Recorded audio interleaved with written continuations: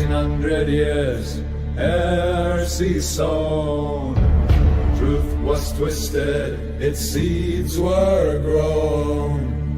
Break the lies, spark the mission. Welcome to Quranic Inquisition. Good morning, good afternoon, good evening, wherever you are. Peace of the Lord to all of you. Shalom, assalamu alaikum, namaste. Welcome to the show. So we are back today to speak about Quran, more fascinating stuff to do with what happened with the Quran, when was it written, how, what stories were there, and so on. For people who are familiar with the content that we normally research, Kash and I, is generally about the Quran, the language that is in the Quran, and all of those things that just don't make any sense, such as Muhammad not being in the book, but being stories about someone else. We have it there on the show, on previous live streams, and the words that make no sense, like backbone and the ribs, Quran being a much later insertion, and this sort of thing. So focusing on the actual Quran and the language and so on. But in order to understand exactly what happened, something that is as well essential is to understand the people who really wrote the Quran, where they got their stories from, their influences, and so on. So, with that in mind, we have with us Shai here, who from You Reads Quran, from the channel You Reads Quran, who has been doing a lot of work on finding some of these stories that were borrowed from different sources, and they have actually ended in the Quran. Most of us know about the sleepers in the cave, we know where that comes from, and Alexander the Great, and a couple of other stories, but that's about it. But there are lots and lots of other stories that were also borrowed, and today we're going to be talking about a very interesting one. So, hello, Shai, welcome to the show. How are you doing? Hello, thank you very much. I'm doing well. I love the intro, by the way. Who did the singing? You did the singing?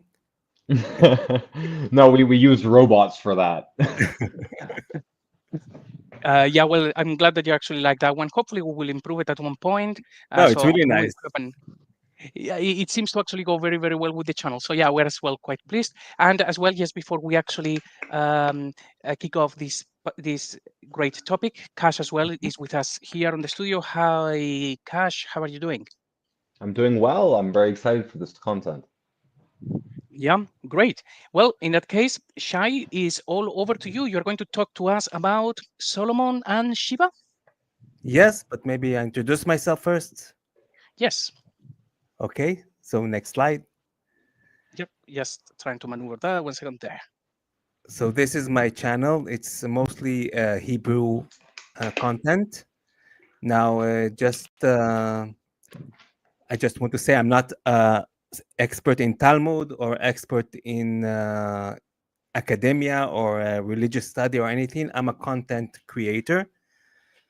I came across this parallels between Talmud and Quran through the work of Professor Uri Rubin, which he translated the Quran is in Hebrew. It's his Quran is the most popular for Israeli readers, and I saw in his the down in his how do you say it what's written down under the Bible. He gives reference to all kinds of Talmudic midrashis that are the origins of those Quran verses that he translated. So little by little, I did more videos just connecting those two traditions, one from the Talmud and one from the Quran, mostly through Uri Rubin's work. So, but in no way I claim to be an academic or an expert in history. So just to let it be known. You're in very good company. Neither are JC and I. Yeah, we all do our part. So that's it. Not much more. I live in Israel, and it's a mess here for now. It's always a mess, and but hopefully that will be better going forward. I'm a little bit familiar with some of the works of Uri Rubin. May he rest in peace, and is quite phenomenal. Actually, his papers in academia and stuff. I think sometimes he relies a bit too much when in doubt on the hadith. literature and tafsir, but otherwise going to things like this, like the Talmudic stories and so on. I think he has done a wonderful job, and I'm actually really looking forward to discussing with you, Shai, all of these stories that you have seen from him and from other sources that they show those stories were borrowed by the original writers of the Quran. So looking forward to that. And today we Oh. are on this one, right? Yes, Solomon and Sheba. It's a beautiful legend.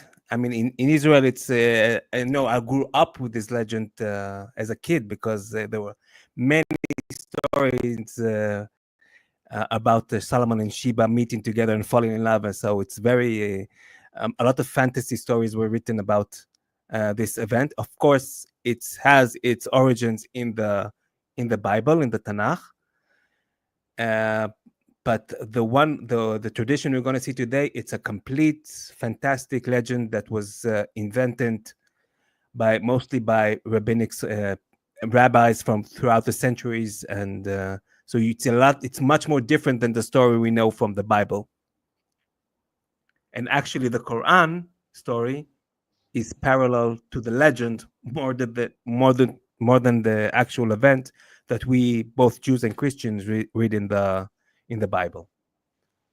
Mm-hmm. I'm going to compare. So we can start. Next slide. So this is Bialik on the right and Rawensky on the left. One is a very talented national poet and a writer, and the other is a scholar. Bialik is the poet, and the other is a scholar. And they made like more than a half-century project. In this project, they collected fragments of Jewish midrash, of Jewish legends, from different places, different countries, different centuries. They took many fragments from all over the world and tried to make put them all together to try to make a cohesive story. So, for example, the story we are reading today, they have parts of it from the first century, parts of it from the 4th century, parts of it from the 10th century. They collect all the fragments, put them together to make one cohesive story, and then translate it to Hebrew, and then put it in one book for all the Israelis to read as our heritage of our culture. So they are the writers of the book that we're going to see in the next slide. This is their book. It's called Sefer HaAgada, the book of legends. Basically, it's a big book with all kinds of legends for different periods of Judaism. So the story we are going to they collected is from it's called the story of Solomon and Sheba is from from a source called you can see it on the next slide. Targum Sheni. So this is their source, one of the main sources they used for collecting the full story of Solomon and Sheba. So also Targum Sheni, it's very. Let's talk about the date for a minute because it's not exactly. We can't not pinpoint when it was written, because something you need to know about all these Targum, all these midrash traditions, that some of them are went through ear to mouth, from mouth to ear, from people to people, from generation to generation before they were written down. And even once they were written down, some of them disappeared completely. So basically, from this, I'm not a scholar, so from the scholarly examination of the Targum, there are additions from the fourth of this Targum from the 4th century or the 6th century or even the 11th century. No one can pinpoint when it was exactly written, because there is no such thing as this book is written at that time, because usually it's a collection of stories that once upon at a certain point they were written down, and then even to this version they were added more information into this Targum in a different area, in a different point in time in the history. So it's very complicated science, but definitely we know that the origin of this, the frame of the Sheba and Solomon, is a very ancient Jewish tradition, way before the 7th century, when Islam or the Quran came out. Do you understand? Was I clear? Yeah, so we have it's a oral tradition that's being passed down, presumably, and let me get your opinion on this, presumably because it wasn't ever really seen as canonical. Is that correct? Exactly. These are stories. People pass down stories to each other. Of course, if in the Tanakh, it's completely different because it's always written. It always has to be the same. It has to be perfect. It was like, the stories cannot be changed or added. While in the Talmud, in all these midrashic traditions, rabbis can put their interpretation, or their change a bit of stories. It's more flexible. You understand? The It's a different field of philosophy. Right, it's a different genre. It's Yeah, not genre. considered sacred, right? These were considered at the time Not sacred. fantastical stories. Theological, philosophical. They are connected to Yes. the Bible, but not the holy text. Hmm. Not Right. like the So text of the prophets and. So it would be the equivalent of creating a fan fiction story. So you know these characters from maybe the Bible, but then you just fabricate a whole story because it sounds great, entertains people, but everybody knows that the scripture is a scripture, and this is just a story that has been done to entertain, to educate, and to have a little bit of fun with it because they didn't have Netflix on those days. I haven't checked that, but I think they didn't have it.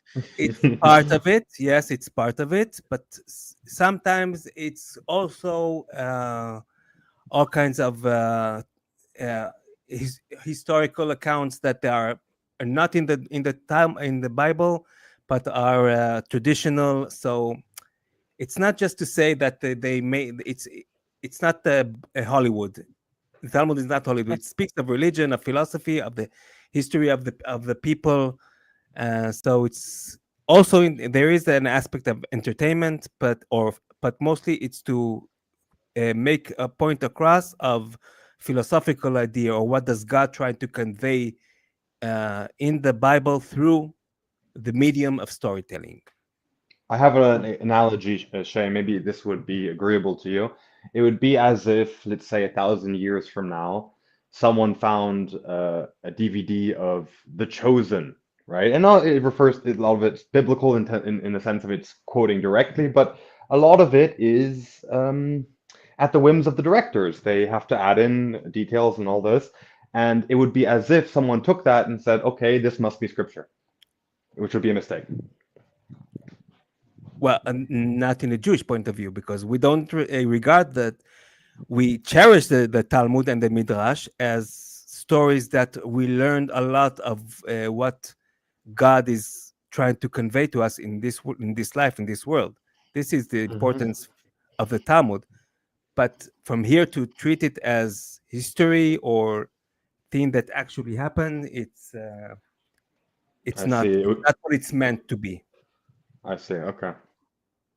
Right. So that's pretty much like Hollywood in the 20th century when movies were still good and they were trying to actually teach you something, as opposed to 21st century when it's all politics. But all right. Okay. So should we get started on the actual um, topic of Solomon and Sheba? Let's do it. Let's do it. Well, let's have a look. So here we have first our very good friend Daif International helping us to tell us the story as shown in the Quran. So let's see what Daif International told us. So wait, let me Surah explain how I arrange the presentation. So on Okay, top go you ahead. have the Quran verses, and under it you have the Haggadah parallel story, and we're going to go through them to see the similarities and differences. Great. So And so let's see. And verses by verses. So all of the slides, they look a little bit like this. Shai has done a very good job at slicing this in a way that we can really see like the inspiration for each verse, pretty much almost one for one. So, but you at home can decide if you actually see the parallels or not.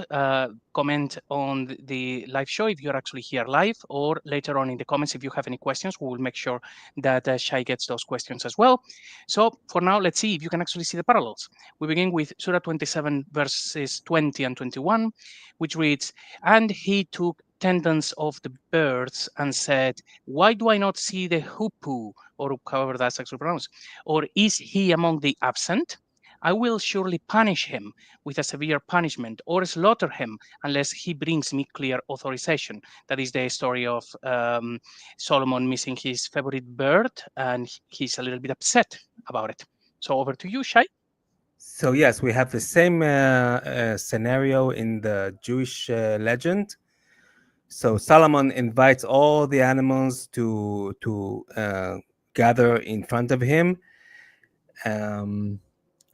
and all gathered and came to the royal palace of their own accord, neither fettered nor bound, with no human hand to lead them. Among the birds who came, the hoopoe was looked for, but could not be found. Greatly provoked, the king commanded that the bird be fetched, intending to punish him. So it's actually the same scenario. Solomon invites all the animals, the hoopoe is missing, and he's getting mad, and he wants to punish it. So That's a one-to-one parallel, as far as I'm concerned. yeah, it's almost 1-to-1. Which is funny enough, because in the biblical event, when the Quran writes the biblical events, he gets it so wrong. But when he writes the Talmudic events or the Christian legends events, the similarities are much more striking. That's very interesting you say that. It's almost like the tradition behind the text in its living memory retained the Talmudic stories more than it retained biblical stories. Yeah, it's really embarrassing how many mistakes they do it in the biblical accounts when in the Quran. Interesting. Yeah. This is where you go next slide, Jason. Oh yeah, next story. Next, I'm new at it. You need to help me, guys. Next slide. Okay, now Shai, this one's for you. Yes, the Quran. Well, you meant me, right? Okay, so now we're. Sorry, yes. Yeah. So we're back to Daif International. My bad. We're now in 27:22, and we read, "But the hoopoe stayed not long, and said, I have encompassed in knowledge that which you have not encompassed, and I have come to you from Sheba with certain news. Indeed, I found there a woman ruling them, and she has given of all things, and she has a great throne." Yes. So again, same scenario. The hoopoe came and he said, "My Lord, King of the world, listen to me. Let what I say into your ears. For the month," like he's telling me, "I was traveling for months all over the world." It's beautifully described, all this legendary description of where he went. So anyway, I kept looking about until I found one such principality, the city of Quito, which is the capital of Kingdom of Sheba. Thus there is more valuable than gold, and silver is a common as manure in the street. Its trees planted since the beginning of creation drink water from the gardens of Eden. It in are many warriors whose hands are crowned with the laurels, whatever that is. But these warriors do not know how to wage war. They are unable even to bend a bow. Indeed, I saw a woman, again, just like in the Quran, I saw a woman ruling of all of them. She is called the Queen of Sheba. So again, the same scenario, the same event. You can see by the description that it is a beautiful, beautiful, fantastic legend, but nothing to do with reality. And we must remember the Quran considered these events as real events. So, Shay, I have a quick question. The city of Quito, is that related to the root word keter? Quito? I don't know. It's Well, because I I don't know. recognize I the don't know root. this. I'm not Okay, familiar okay. with the word. Hmm. But it's not in the Right. Bible. I don't think it's in the Bible too. The Kitor part, it's from different sources. Now, Okay. I wanted to say one thing, that usually you see the Jewish legend is much more elaborated and much more description. But I'm sure that I'm not sure. No, in outside the Quran is like a, how do you say it? Shortened version. Yeah, a If you bridge. look at Yeah. other Muslim sources, you get a longer and more elaborate story too. So but since we're speaking about the Quran, we'll focus on the Quran itself instead of the other Muslim sources of the same story. Okay? Yeah. It looks from the previous slide and this one, it looks almost as though they were telling the story, the Quranic story, like incredibly quickly. It's almost like, oh yeah, the bird actually went there, and then there was a woman and she was Sheba, and that's it, and they're moving on. It's almost like they know the story, but they are not telling the full detail. The It's full, just yeah, almost exactly, like the, exactly. yeah, And if you go to the outside, like the history, Al-Tabari or Talabi, they give much more details about each event that is in the Quran. It's interesting. It's almost like the Quran, the intention is to prove that they know the stories rather than, the content of the stories being that important. It's more so like, recapping every detail. Like, oh, we know the story. We're of the cool kids. Something like I don't know their motives. Okay, so for me, I can go to the next slide. that. Hmm. okay. And let's see. So we have here then another one. Still, we're on Surah 27, 24 to 26. So it goes, I found her. So this is still the bird speaking to Solomon. I found her and her people prostrating to the sun instead of Allah. And Satan has made their deeds pleasing to them and averted them from his way. So they are not guided. So they do not prostrate to Allah, who brings forth what is hidden within the heavens and the earth, and knows what you conceal and what you declare. Allah, there is no deity except Him, Lord of the great throne. Okay, so now you see a shift in the difference. Certainly, the Quran is the long part, and the Haggadah is the short parallel. And this is a change in the narrative. Usually, it's nothing very specific to Quran or to Islam, because all cultures, when they adopt a story from other cultures, usually they change the narrative to fit their culture or their ideology. And it's exactly a perfect example of how the Quran does it in this part, because in Islam or in the Quran narrative, the importance of believing in Allah is greater than it's the biggest agenda, that everyone should believe in Allah, and not believing in Him is forbidden, and it's like it's satanic and it's evil. And you see how the verses really emphasize this part. While you go to the Haggadah in Judaism, there is no such obsession with people believing in the God of Moses, or there is no such. We're not so obsessed with other people having different faiths, unlike Islam. So the only thing parallel between the Haggadah and the Quran is that the queen went out to prostrate herself to the sun, not saying her Satan got a hold of her, or she has the wrong religion, or Allah is the only one. There is no such language in the Haggadah. Do you understand what I trying to convey Yeah, here? absolutely. So we have on the previous verses that we've seen is like most of the detail has been removed and they just kept the very basic ones. And then we get to this one and it's the opposite. Instead of keeping the one line that is about Queen Sheba prostrating to the sun, they insert a lot of verses. They actually add all The of the 73 ideology. Insert verses. the Yeah, ideology. Yes. it is all about Muslims and Islam, which of course didn't happen. And everything, all the rest is satanic. Yes, exactly. Yeah, it's almost because they have to, the elaboration, like you were pointing out, is not on details. The elaboration is how you should feel about those details, right? So Yes. the story talks about Sheba prostrating to the sun, which implicitly the assumption is, okay, that's not good because you should prostrate to he who created the sun. But you don't have to rail that on. That's why the Haggadah doesn't do that. But Exactly. in the Quranic elaboration, the point is they mention the detail about her prostrating to the sun, and because they're more pious than thou, they have to condemn it really, really harshly, like explicitly. It must be done, you know. How dare she prostrate to that which is not Allah, and so on. Yeah, and to think that if a Muslim hears us now and sees that the Jews, right, that Solomon didn't care that Jews was worshiping the sun is unthinkable, because that would be he would, of course, as being Solomon being a Muslim prophet, the first thing he would want her is to change her religion to the true one.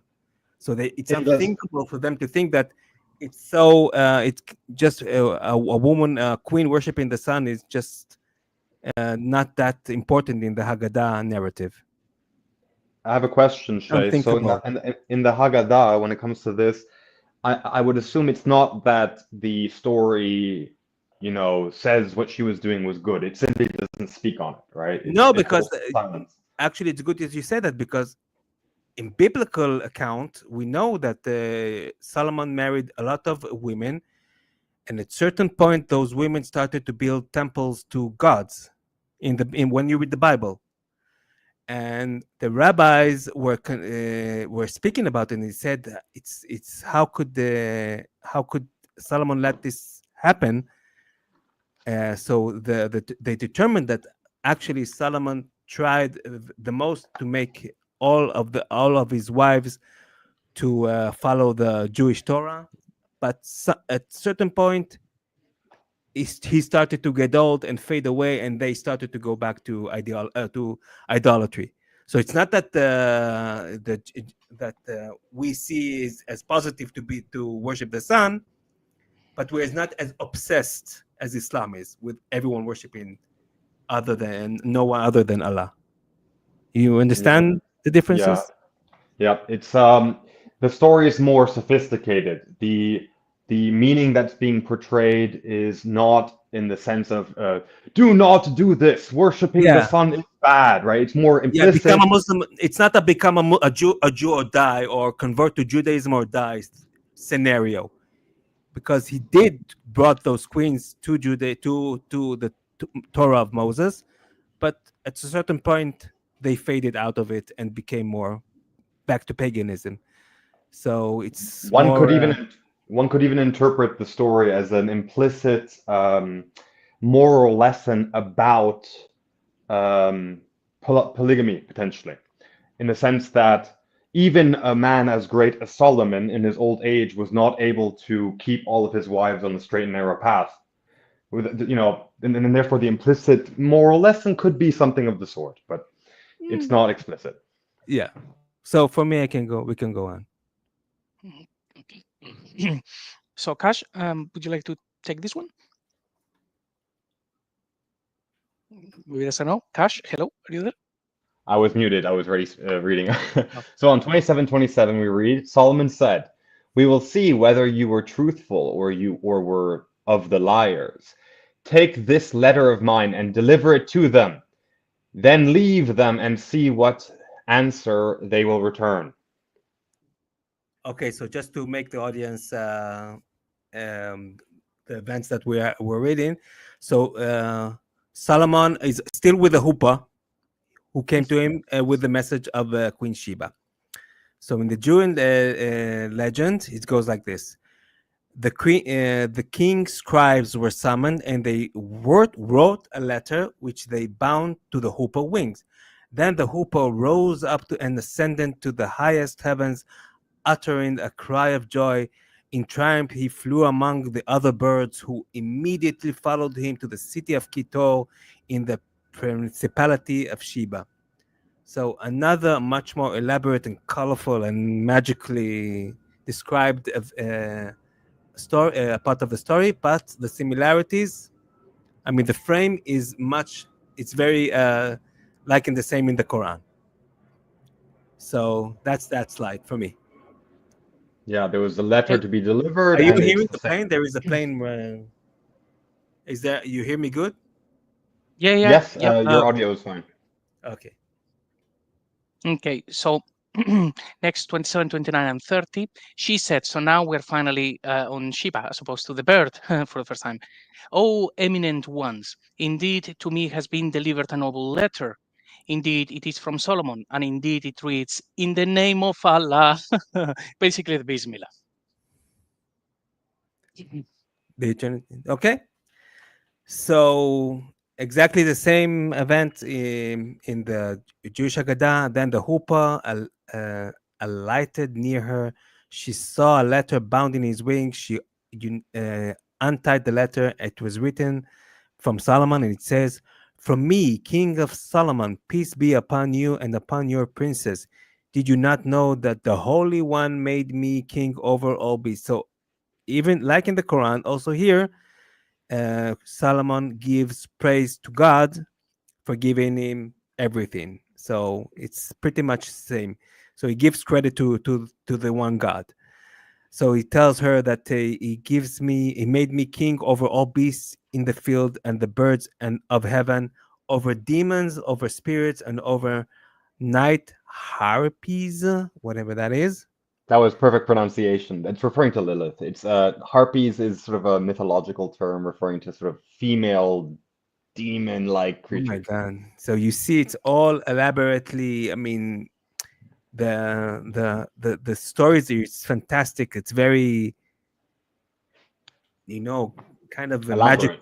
magical world, not the real world. So he tells her that all kings, east and west, north and south, came to pay me homage, and then he actually invites her to come and give him a visit. Is this where the part we added the verse from the Quran?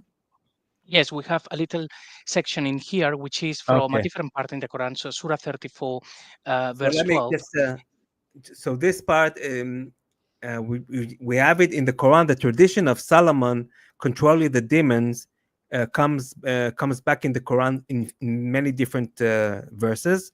We just gave one example, and the origin of this legend about Solomon controlling the demons is actually from the Talmud, from this example, and from a different example from even earlier legends about Solomon controlling the demons. So it's a Jewish source, and the Quran adapted it as is if it's a historical canonical fact, because there is nowhere in the Bible that it's written that Solomon controlled demons, only in the legends.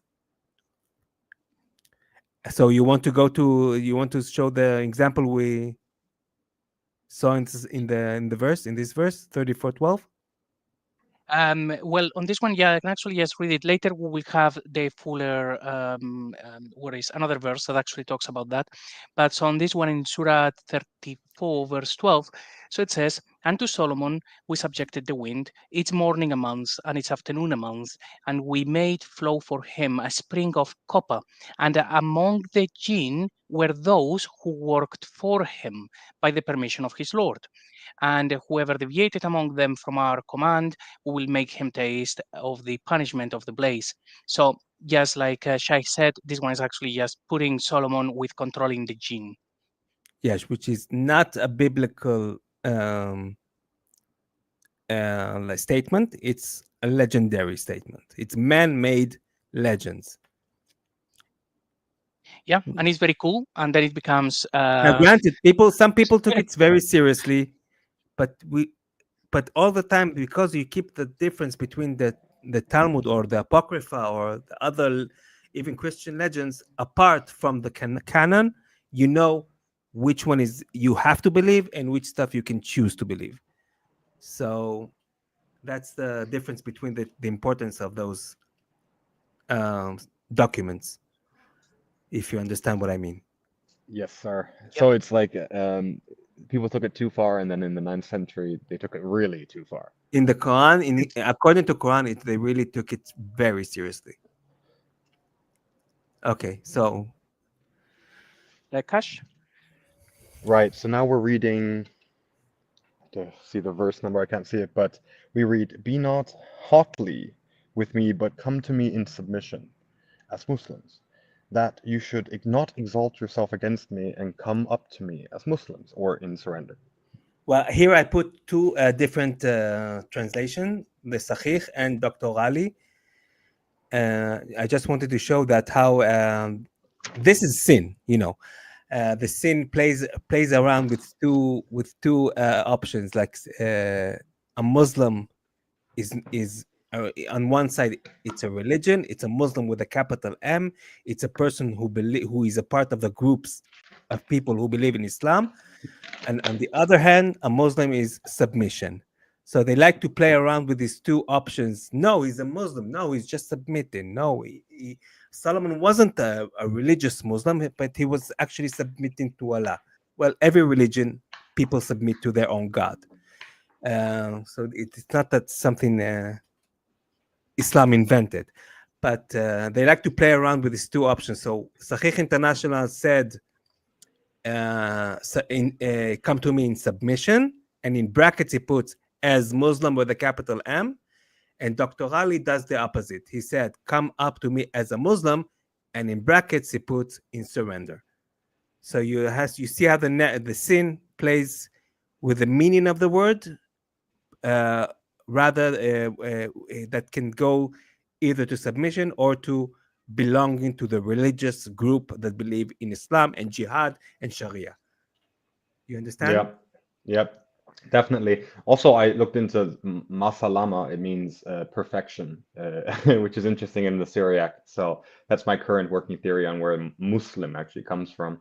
There is no U sound there. That's absolutely not okay to say Muslim when you have mim salama, right? SLM. Regardless, I mean, it's very clear how they're playing with the whole identity here, right? It's either, like you're pointing out here with the two different translators, it becomes a factional identity, some sort of, let's say, a religious identity as Muslim proper, which most likely didn't even exist in the 7th century, right? Exactly. Or even 8th century, rather. Well, this is the right? sin. Exactly. We're watching the sin. So in the Haggadah story, of course, there is no such thing as Islam. Again, this is the we're still in the letter part. She's reading the letter. Now then, if you will come and pay me homage, and I will accord you in honor greater than the accords to any of the kings who attend me. But if you refuse to come and pay me such homage, I will dispatch potentes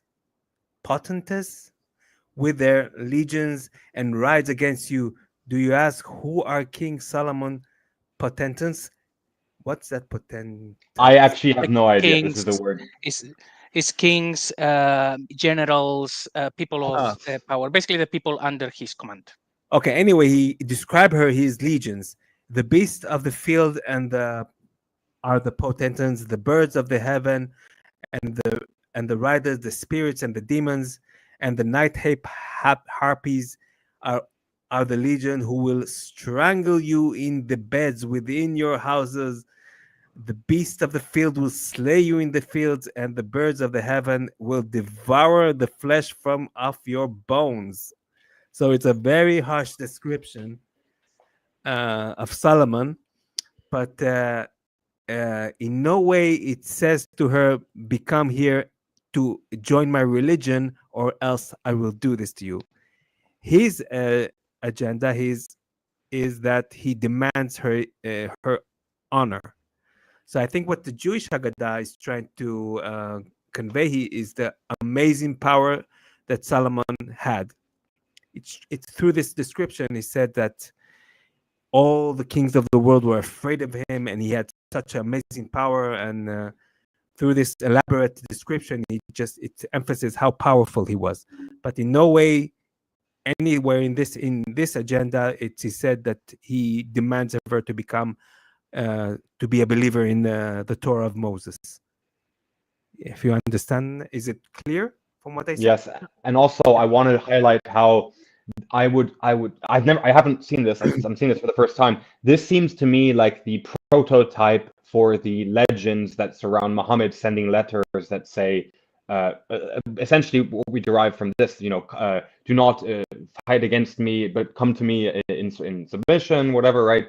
These types of like letters of like a threat, like come to me and I will honor you, but if you do not, I will, ravage the lands. And this, like, it seems actually prototypic of the later sin retellings, essentially, where Muhammad is the one sending out these letters, which go along the lines of, come and pay homage, or bad things will happen. Yeah, I mean, I'm not, as I said before, that some of parts of the stories were just might as well be from different cultures that the rabbis incorporated into the legends, because they saw this, because other cultures in Ethiopia and Arabia had legends about this queen, and probably they saw the story and they said, "Wow, that's nice. Maybe we'll adopt this to our story too." Because so it's not that it's written by the rabbis. It's maybe the rabbis heard stories from the Bedouins, heard stories from the Ethiopians, and said, that sounds great for us. We'll you know, Assimilate. similar to our story and tell it around, and to tell the Mhm. people. Sounds nice to tell a story with this kind of descriptions.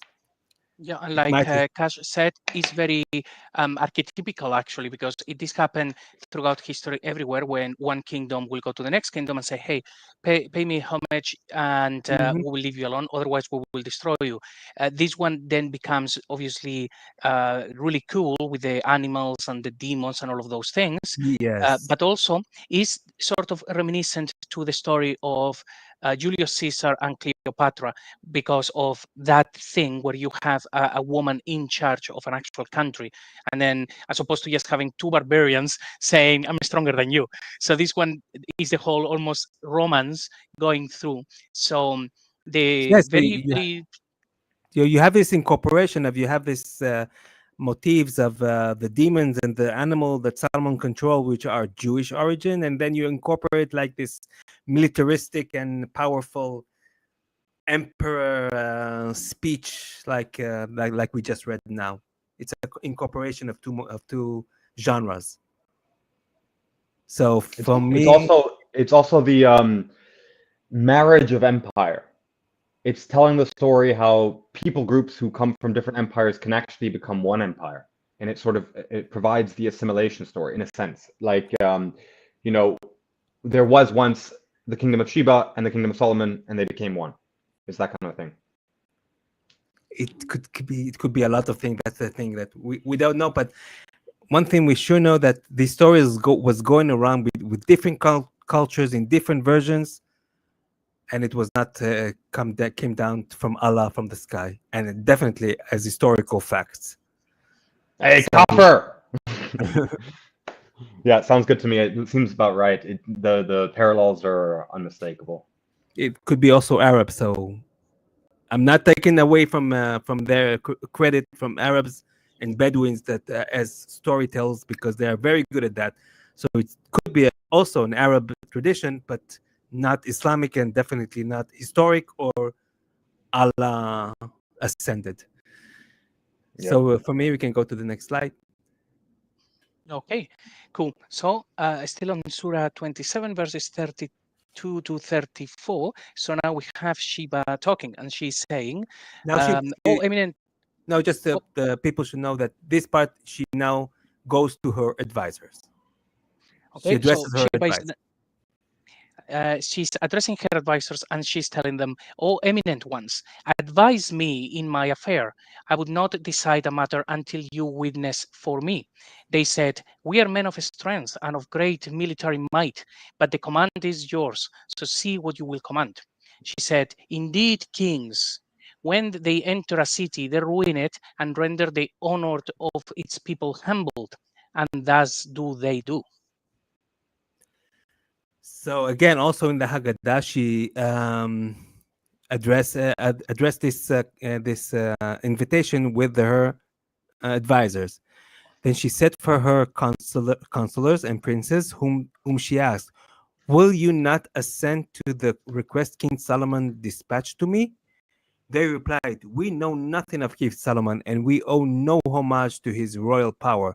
However, she felt no confidence in them and paid no need to what they said. So exactly the same frame of story. She goes to the advisors. They tell her one thing, and she's not very confident of what they said, and she decide not to take their advice. Both versions, and that's it for me. Right. This one, the parallels are as well really right there. So Striking, yes. phenomenal. Mhm. So Shai? Sorry, Kash? Yeah, we continue reading then from Science International 2735. But indeed, I will send to them a gift, and see with what reply the messengers will return. So they came to Solomon. He said, "Do you provide me with wealth?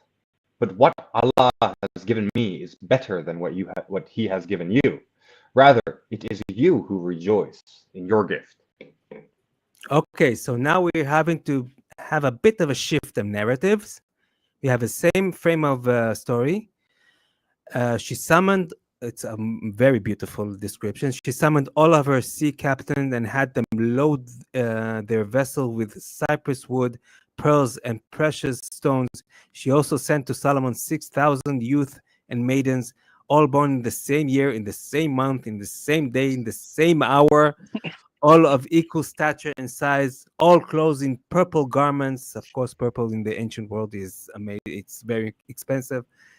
And she wrote the following letter to King Solomon: from the city of Kitor to the land of Israel, normally a journey. Is normally a journey of 7 years. Nevertheless, I plead and patience. Let me come to you at the end of 3 years. So we see the same story where she decided to send him gifts, while in the Jewish tradition there is no mention of Solomon being mad of getting gifts from her, like in the Quran. Like in the Quran, he's really because she cannot measure the gifts that Allah that gave him. So he feels very angry at the gifts she gives him. While in the Haggadah, it just gives a beautiful, elaborate description of all kinds of magical gifts, and you just simply say, "Be there, see you in 3 years." That's it. It's interesting. The Quran can't stop itself from criticizing Sheba at every opportunity, right? Like the story, it presents like implicitly the idea, would be that the wealth that she can give to Solomon, God gives better, right? Like that's implicit. Because in this part of the story, she's still a kafir. She's not a Muslim yet. Right, so she can't give anything good. Yes, she must be. It all is all terrible, and Sheba's the worst. Yeah. A kafir cannot give. It can only be taken from him, from the kafir. Not to be given as. Okay, so for me it's. Okay, JC, next slide. So then this one, we said we were actually not going to read all of this because this is one part of the story that appears in the Quran, but it's actually not in the Jewish legend, or at least not that Shai has found. Maybe there is the story somewhere, but there's the whole story about Solomon asking one of the demons to one of the jinns to actually go and steal the throne. So all of those things are not in the original story, unless they're in another place, or that part of the story has actually been lost through time and maybe only recorded in the Quran. But we thought we wouldn't actually just read the whole thing because that story, we don't have something to compare it against. We'll just go through the important thing to understand from this part. It's also, again, a shift in the narrative where the Quran source divorces from the Jewish tradition and puts its own narrative, what's important to Islam. So we, in all those verses that are not in the Targum Sheni, we'll see that we see that Solomon returns the gifts to Sheba. He doesn't want those gifts, and I just want to read the important stuff. We will definitely come up against them with hosts they cannot withstand, literally of no withstanding. Indeed, we will definitely drive them out from the out there from humiliated, and they will be utterly belittled. So this is a very Islamic expression towards the Kafirs, the non-Muslims. So do you know the word belittled? Where you're familiar with this word belittled? Not from the Quranic Arabic here. Could you tell us Well, something about it? in Murad translations to 929, the Saint Murad translation, 929, the verse of the jizya, it ends with "and feel yourself belittled." That's Yes, yes.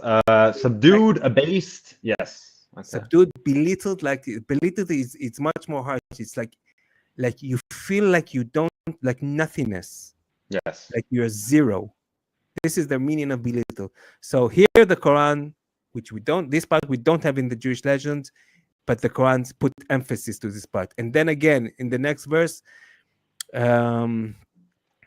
he wants to test her with his throne test, and he tells his chiefs that he wants to test her final test to see if she becomes. Again, we see the word in verse 38.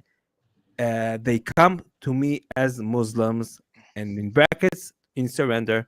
So again, the Islamic narrative, the sin, it's appears here again. Muslim can be surrender, but it can also be a person who believes in Islam. And then he goes through this test. He gives her back the gifts. He doesn't want them. He's very mad at her. And at the end, and at the end of the story, she comes after she visits him. He shows her the throne. This throne actually belongs to her. And and he asks her, "Is your this is in verse 42? Yes, I'm in the end. Is your throne like this?" And she said, "It is. It looks very much like mine, basically." And then he said to her, "And we were given knowledge before her, and we have been again Muslims," and in brackets, in submission to Allah. So all this part that it doesn't exist in the Talmudic source, all this is packed with sin, with Islamic narrative, with becoming a Muslim or be destroyed or be belittled or be conquered. It's very emphasized in all this section. That's what I wanted to say. If you understand or you have anything to say. I have a question, Shay, in regards to. Shy. Oh, Shy. Sorry. Shy like Shy. Shy. Okay. So Shy, in the story of Solomon and Sheba from Agada, is there anything about, say, Michael or Gabriel, one of these archangels, as referred to in the English tradition? Do any of one of these angels speak to Solomon? Not in this story. I don't know. It's a huge library, so in this specific story, nothing. I see. Because I have a theory about jinn coming from Heth Nun Nun root, Hanan, meaning to be favored. So I have a suspicion about that, so I wanted to test that, but I'll have a look through it myself later. No angel in this story. Okay. So far then we see this pattern that the Quran generally either has a much more abbreviated part of the story where they remove most of the details, and when it is expanded, it actually has all about Islam, about submission and so on. Submission, Islam, come to me as Muslim, convert or die, or belittled or be humiliated. It's all the same rhetoric. It's foreign from the Jewish agada. And I just checked, because I may as well, right? On the word meaning to be small, to be belittled, to be abased, right? This word in question that you were highlighting, this word is very funny because I just run a root search. Sade Gain Ra is apparently the root. But Sade Ain Ra, in Hebrew, Syriac, and Gez, means to become small, thin, humble. So the meaning comes from the Sade Ain Ra root, but they put a dot, and now the root is now Sade Gain Ra, which means to be little. So it's so obvious every time I see this. It's like, okay, so obviously the meaning derives from Sade Ain Ra. They put a dot there anyway, and the meaning, pulls into the Gain apparently. It's so fake. What's the Hebrew? Sadik Ain? Sade Ain Ra. Let me see if I can find it. I have a Bible reference also for it. Tsar. It means it's mean sorrow or misery. Enemies, adversary.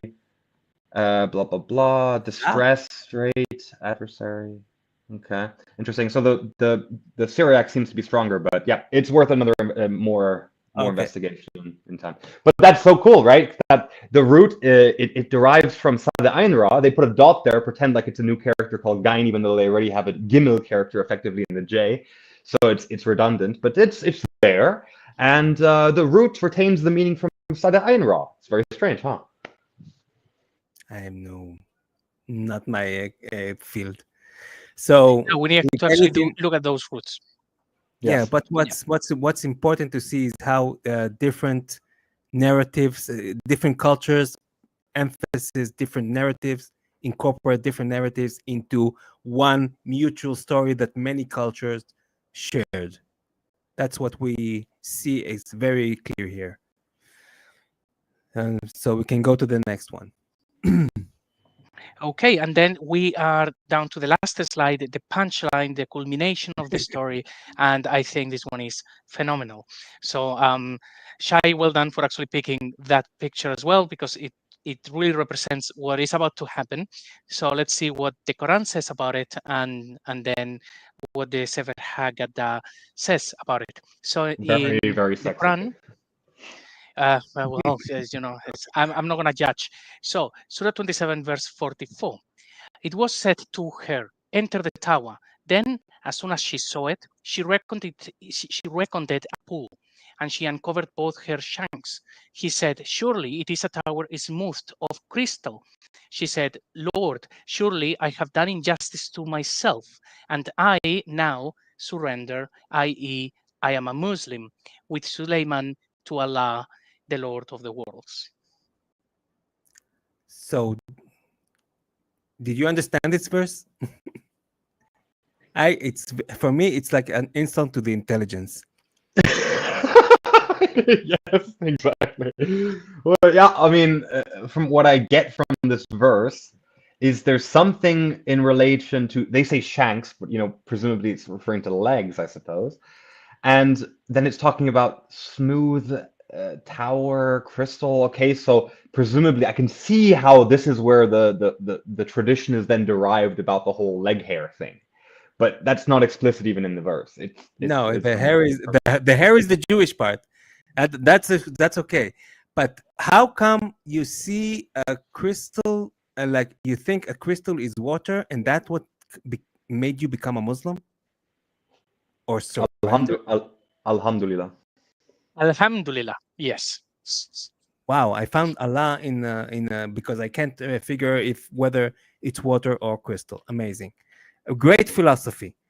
So anyway, here and now, I forgot to say in the last part, the actually the part that the Quran is missing is the best part of the legend.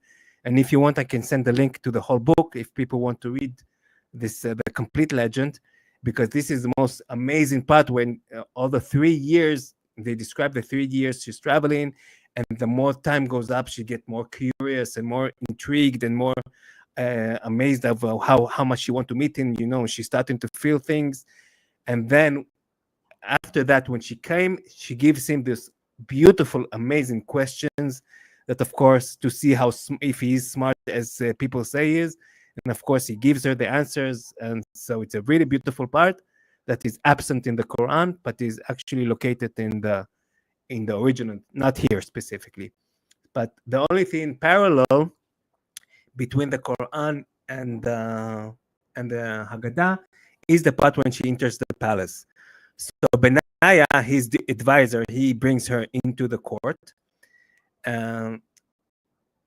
So he brings her to the king, who, upon hearing that she was about to arrive, went to a glass house to receive her. When the Queen of Sheba beheld the king seated in a glass house, the thought came to her that the king was seated in water.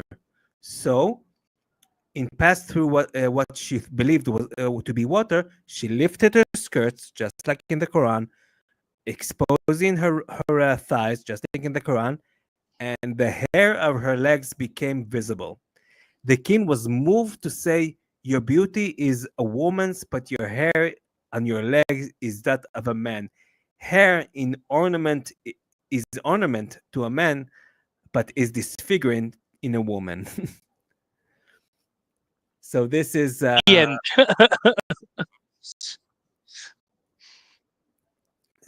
so this story can mean a lot of things. Basically, I think it's basically Jewish humor. That's all it is. Well, it's funny. I mean, if it's so, it's expressly like at least trying to be comical, right? So it's reasonable to assume that's what's going on here. It's not trying to state history or fact, it's making a joke. Yeah, it's nothing, it's nothing. I mean, there are some people say that maybe she was part demon, part human, and that's why she had legs, and all kinds of interpretations. But overall, basically, it's just a joke in a beautiful story. Yeah.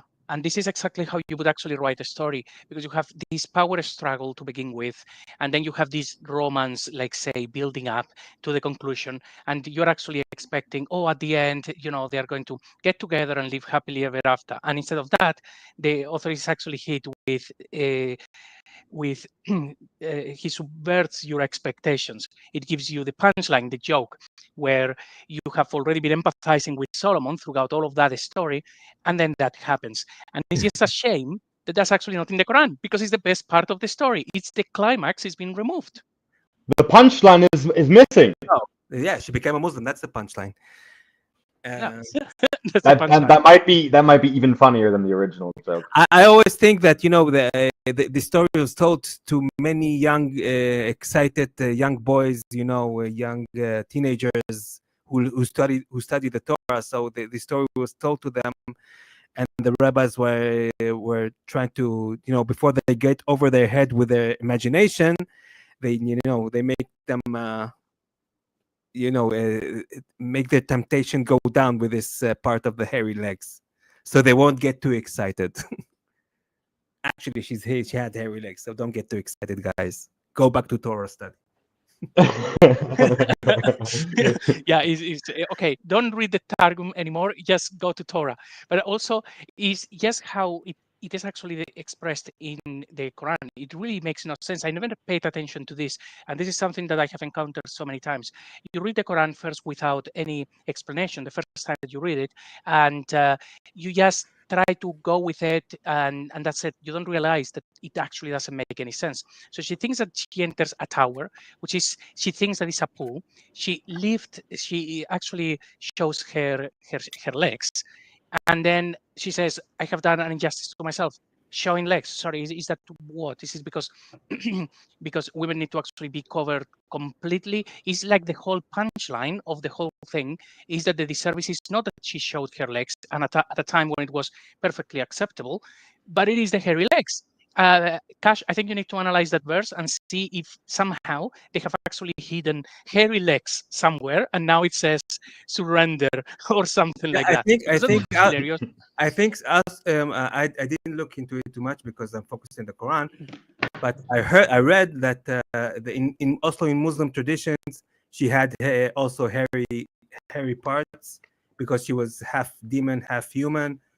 I'm not sure about that, but I know that the whole hadith tradition around the hupo is that it's very interesting. It's actually the inverse. It's that the hupo, his special power, and I get this from Christian Prince, is that the special power of the hupo is that he is able to identify women that don't have leg hair. So it's the exact inverse, right? Oh. That like in the original story, the hupo identifies for Solomon Sheba. Sheba turns out to have leg hair, right? So that in effect, the hupo was able to identify those with leg hair, right? But in the traditions, then it's the inverse. It's actually that the hupo upgraded, right? New patch, right? And now he's able to identify the inverse, those without leg hair, because Solomon realized you say it's in the hadith?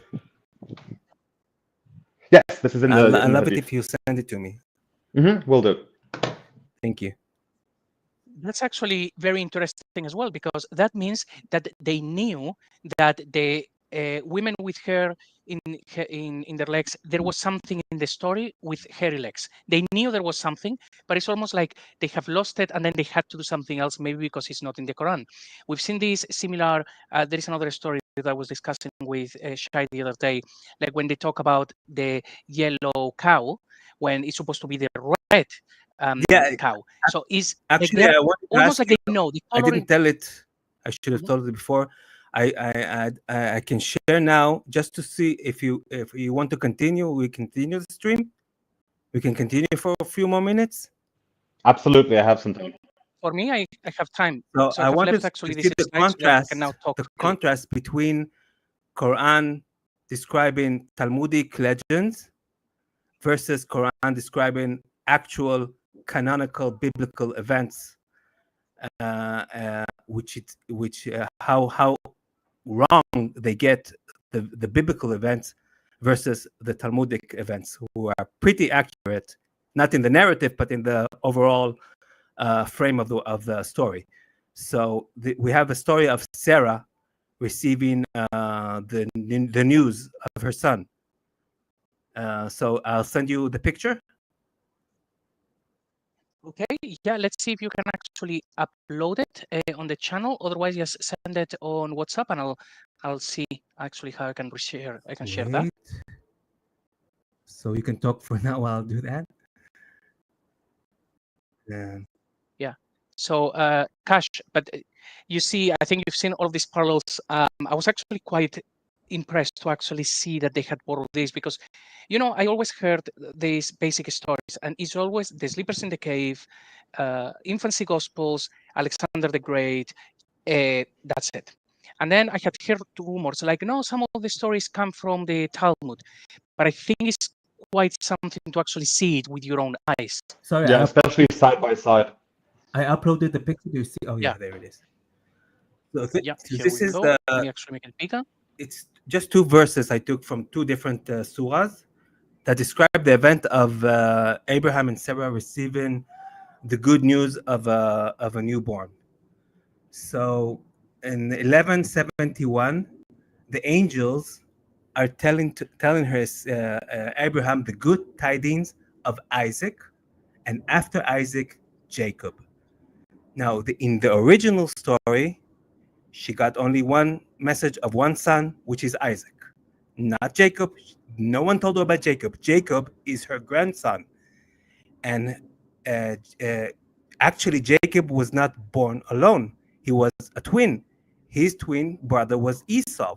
So if this actual event happened, then the angel should have told her that she will have Isaac, and Isaac will have Jacob and Esau, if they were trying to be accurate. But they were not accurate because they got the genealogy mistaken, especially in the Meccan period. Every time Abraham's sons appears, it's always only Isaac and Jacob, not Ishmael, and definitely not Esau. So in 1171, for some reason, she received not only good news of her son Isaac, but also of one of her grandsons, Jacob. And also in the other verse, 51:29, when she received the message, she's basically hitting her face, beating her face, screaming that she's a sterile woman after receiving the message, which is completely, totally dichotomic to the biblical event. When she hears the news, she laughs. If you know the story, you know the original story? Hello? Ash, you are muted. Yeah, yeah. It's In the strange because the thing is, like my suspicion that this is the issue always with the two-layer situation. My intuition is that when it comes to the Quran messing things up, I actually think that's the sin that messes it up, and the layer under that sin most likely is relatively faithful to the biblical stories. And it's just my gut feeling, right? I don't know for this exact example. The thing is, it's too often the case. It's not that they're all perfect. the name Yitzhak, it means he will laugh, and he got the name because when she heard the news, she was didn't believe. It sounded ridiculous for an old woman like her, sterile woman and very old, to have a child. So she laughed, and then she was, they got mad at her why she laughed. But in the Quran narrative, it's absolutely the opposite. She heard that she's going to have a son, and not only that she's not laughing, she's screaming while hitting her face. So Yep, this is a totally corrupt root. The whole struck her face. I just checked. This root, which I'm looking at it's the claimed root is not the real root. That's my first intuition. And the second problem is it only occurs one single time in the entire Quranic text. So this struck word, which you're pointing out of like, why would she beat her own face, right? When the biblical account is about her laughing, right? Right. So clear. I haven't looked into it. I'm just going to tell you because I know it's the case. This word doesn't mean struck. It can't, right? Like you're pointing out, it would be absurd to suggest that. Yes, and also why Jacob is here? I mean, she got only a message of Isaac, and if anyone told her about Jacob, her grandson, he would also add Esau because Jacob was a twin.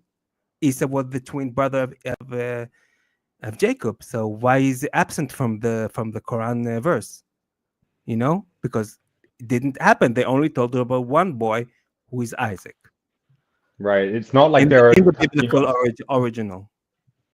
So right, you see how while in the Talmudic you have so much similarities. I mean, the huppah, the identity of the people, of the the characters, the scene, the whole scenario, all this part, they get it very accurate. While when they documenting the biblical, the canonical events, they get it completely wrong. I mean, you don't even have the number 3 angels here. They just say angels. Why not 3 angels? Where it's 3 angels? We all know it's 3 angels.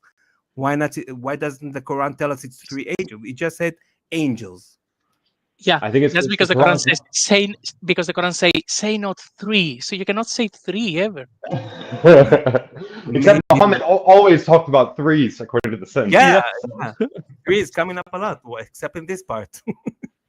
And also when Moses receives the tablets, the Quran never said that he broke the first tablet. He only received this one tablet, drops them off, and lift them up again. It doesn't say that he broke them. They're not a second set of tablets like in the biblical event. So again, they get all those important details out of the Quran, but especially when it comes to actual canonical biblical historical events. Well, something that happens a lot, and actually Cash jumped in there and actually did this root analysis, as I knew he would do, because something that we notice a lot in the Quran is sometimes the stories are completely wrong, but very often the story is not wrong. Is that later when they started to add the diacritical marks, the vocalization, the hamzas, the inserted alifs, then they twisted the meaning. It actually very often it becomes the opposite of what the verse used to say, and we're seeing this again and again and again. No, but there was these verses that Kash and I. But how come they got the Talmudic events and the Christian legends events pretty accurate, while actually completely confused with the actual canonical text? And I think because especially Jews were not very generous with giving away the actual Hebrew Torah to other tribes, other nations who don't become. If you want to know the Torah, you first become a Jew, learn the Hebrew, and then you read the Torah. It was very distant. They weren't as generous with the Torah itself as they were generous with philosophical Jewish ideas, or even incorporating ideas from Gentiles into Talmudic thinking. So the Talmudic section, the Talmudic field, is much more democratic and more pluralistic and open to ideas, open to take and to give, while the Torah was kept very only to the tribe, to the Hebrew speaking, to the Jews, and we're not in generous. So that's maybe the reason while the canonical stories are so mistaken because they didn't have the real first access to the actual Torah scrolls or the biblical scrolls. I think you're right. It suggests a context where a people group are learning and becoming knowledgeable more so in the apocryphal traditions rather than the Torah itself, for exactly the reason you're putting forward. I And the think New you're right. Testament, no? Also, it's same with the New Testament, no? Because, In the and I think the reason why is because once the textual tradition was out of the hands of those who could read it, now all that's left is reading into the text, and they were more successful at reading into the text when it came to the stories like from the New Testament and from the Talmudic traditions, which they actually knew about, right? Because they have to basically have to revive the text, and Yeah, all that they can use to work with is what they actually know. and they were part of the conversation because it was like a cultural it was a network. All cultures were are included in this conversation between giving and taking ideas from one another. Christians from Jews, Jews from Christians, Jews from the Greeks, from the Ethiopians, Arabs from the Greeks. Everyone was involved in this conversation when it comes to all this apocrypha or legends that are common to different cultures in different versions, while the canonical text is much more kept as strictly It's in more its holy. strict and esoteric. Yes, you're not part of this conversation unless you become a Jew and learn to read in Hebrew, the actual Hebrew words. Hmm. That's what I Right. think. So for us, as we're actually looking for the meaning in some of these verses, sometimes some of the verses are simply just wrong, like from start to finish, they just wrote whatever they wanted. But there are some that what is actually written is the correct story, the correct account, but they have actually changed something. And something, there was these verses that Kash explored a while back, where it keeps talking about, is something like talking about evil, but looking at the rasam, it doesn't mean evil, it means good. It's the polar opposite. And we've seen that again and again. Imagine these verses that you have actually put on the screen. When it says, then we gave her good tidings, good news of Isaac, and after Isaac, Jacob. Imagine that that's not what it says. They have actually changed something. And it says, and then we gave her Isaac, and after Isaac came Jacob. It's like, okay, that would make sense. But what doesn't make sense is that they would give her the information of Isaac and then Jacob and not Esau. So sometimes there are those problems. Maybe the story is completely wrong, but this Yeah, is because great information for us, because then we can look at the Rasam and see if the story that was written in there was correct, but they changed it when they added the dots. So that's very good information for us. and also in Jewish like mingo, how do you say it, lingo. When Jews speak, they always say the God of Abraham, Isaac, and Jacob in one sentence. So maybe they heard this, the God of Abraham, Isaac, and Jacob. So they thought, oh, maybe Abraham had two sons, Isaac and Jacob, while not disregarding that actually Isaac is the grandson, because they assumed that he speaks about Abraham and his two sons, Isaac and Jacob. And later on, they fixed it. In the Medinian period, they fixed it. They certainly understood that Jacob is actually the grandson and Ishmael was the other son, because Ishmael doesn't appear as the son of Abraham in the Meccan period. I made a video about it, by the way. Ishmael does not, in the Meccan period, it does not appear as the son of Abraham. He appears in different verses, but not in connection as being the son of Abraham. While Abraham is always in the Meccan period, always it's Abraham, Isaac, and Jacob. Always. Actually, that's very good. I never actually noticed that the Quran very often says actually Abraham, Isaac, and Jacob, and Ishmael is just removed. Maybe that's a conversation that we can actually have. Yeah, maybe And we can do a video about that too. Yeah, that would actually be great and very, very useful. Ishmael, we know that when it gets to the traditions, things go really, really funny because they have to make him the one that was going to be sacrificed and the whole thing, and all of that, which the Quran never talks about that. And even John of Damascus didn't mention Ishmael being the one that was being sacrificed. He says Abraham went to sacrifice his son. So it would have been understood, even in the early 8th century, that those people who started this mess still believed that Abraham went to sacrifice Isaac and not Ishmael. Yeah, But At-Tabari itself says it's not determined who was the son that was sacrificed, but according to the Quran and the tradition, we believe that we can determine that it was Isaac and not Ishmael. At-Tabari himself said it, that it was Isaac that was sacrificed. Okay, that's great. I like Tabari. That's a different guy. video. May he rest in peace, because he wrote about the satanic verses, and that was his undoing. But otherwise, he's a really great source of information. But anyway, Shai, this has been great, and I think we could actually talk for days. Maybe we can actually talk about other things that you have been researching, and you're welcome to come on the show and actually show us these things.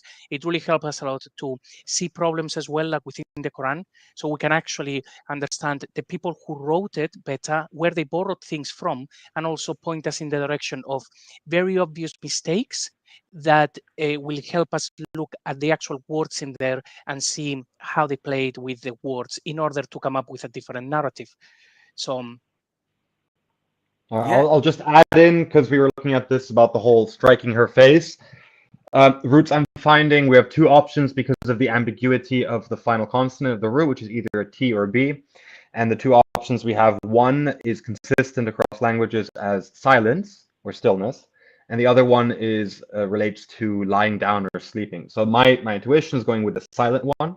Then it would be read along the lines of, so forward came his life, clamoring, then silenced her face and said.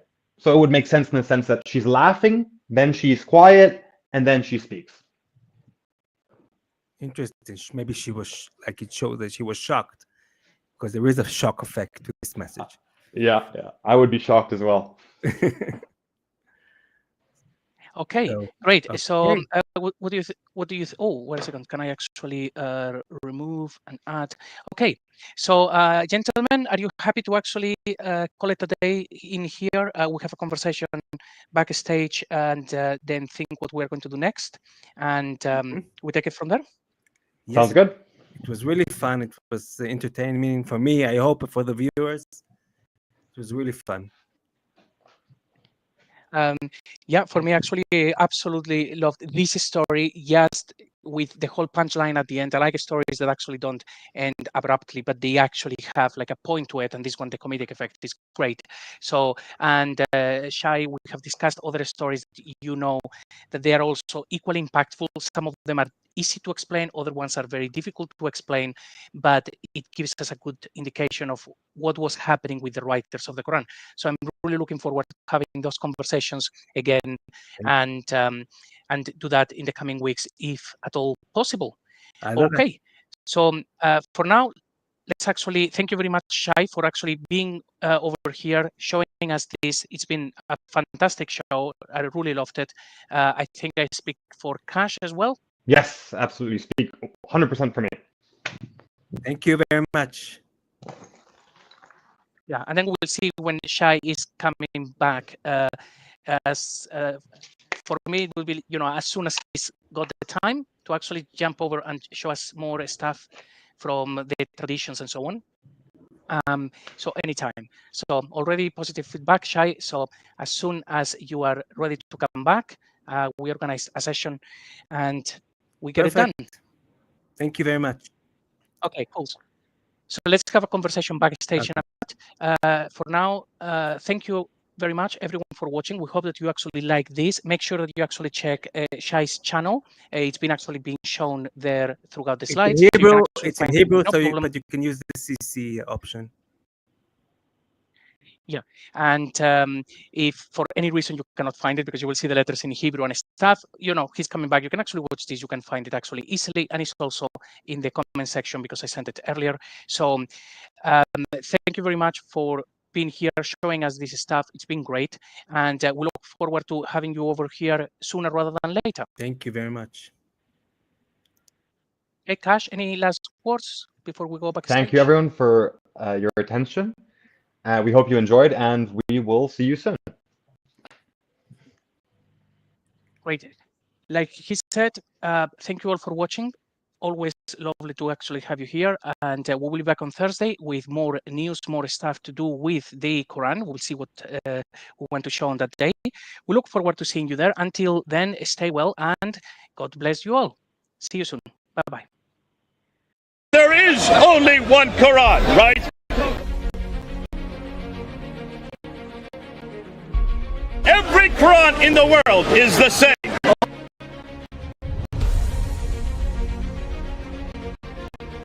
That's what you've been told. You have been told a lie!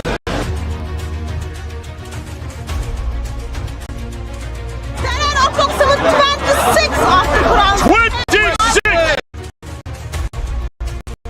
There are 0 Dawa guys apparently left on the planet who are willing to defend Muhammad in a debate. Everybody can go and read it. This is a book full of mistakes in Arabic, in the grammar, in the spelling, in the pronunciation. They didn't quite understand what was written in the 7th century in the Torah and the Injil. As promised, I will give you more than 20 reasons why I left Islam in this video. We know that stories about Muhammad were made up on an industrial scale. What in the world is this Injil?